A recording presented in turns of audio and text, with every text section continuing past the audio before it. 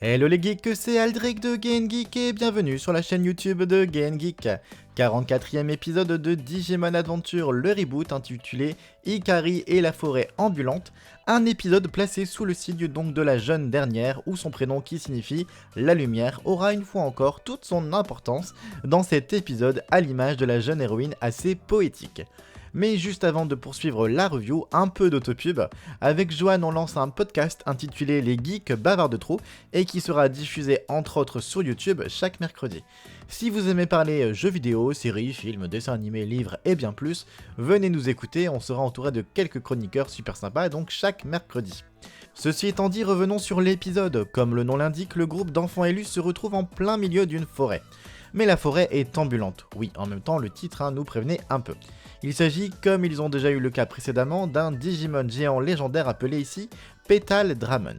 Ce Digimon, pacifique, est malheureusement en proie à un dessèchement par endroits étant donné qu'il est attaqué par une nuée d'insectes noirs qui viennent en réalité d'un ennemi aussi grand, Antmon.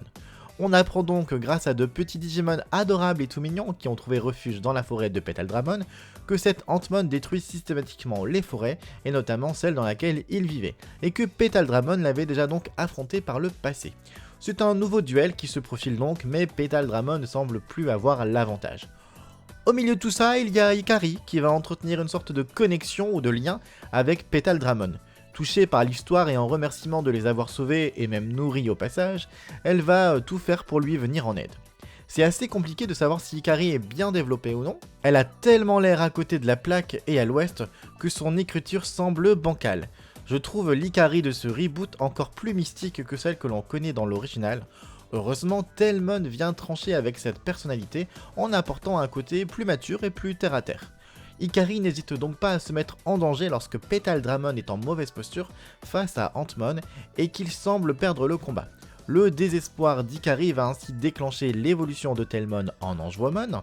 Cette dernière va ainsi pouvoir utiliser ses pouvoirs sacrés pour lui apporter une nouvelle vitalité, une nouvelle force et une nouvelle lumière. Tout ce passage avec la musicalité est assez poétique comme je le disais en début de review et se trouve être vraiment à l'image du personnage de Ikari. Mais pour autant, est-ce que ça m'a plu ? Pas certain. Disons que comme tous ces derniers épisodes, le voyage vers les Fagas continue mais est sans cesse interrompu par des histoires annexes qui n'ont pas un grand impact sur l'intrigue principale. Je pense que les fans d'Ikari seront rassasiés dans tous les cas, et n'hésitez pas, Socaline ou Tifalia, à me le dire dans les commentaires, je vous avoue que je serais assez curieux d'avoir votre avis là-dessus. La bonne chose positive, c'est que bien que cela soit un centric Ikari, tous les autres personnages sont présents.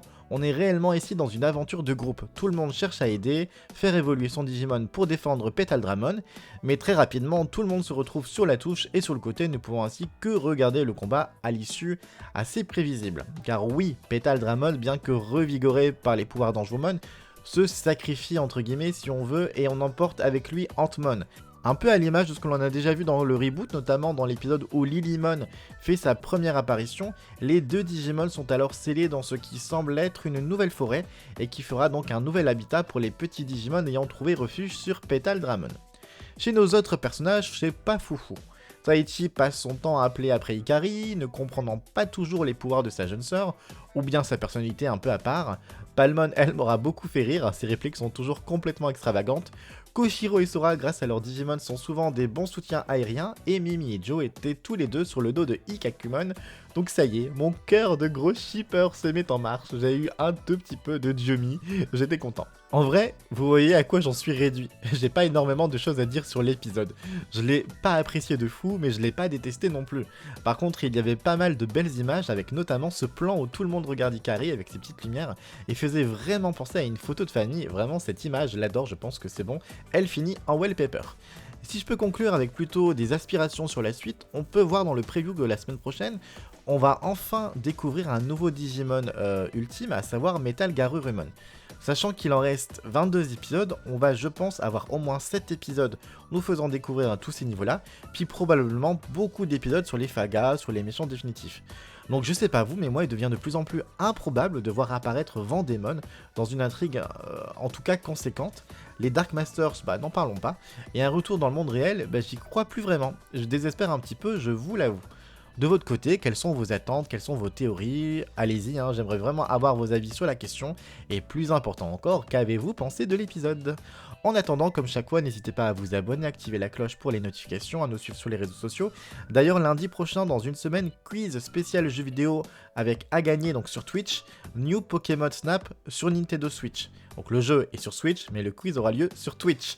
Donc n'hésitez pas à venir. Pour rappel, le nom de la chaîne Twitch est Kyotenshi, lien en description.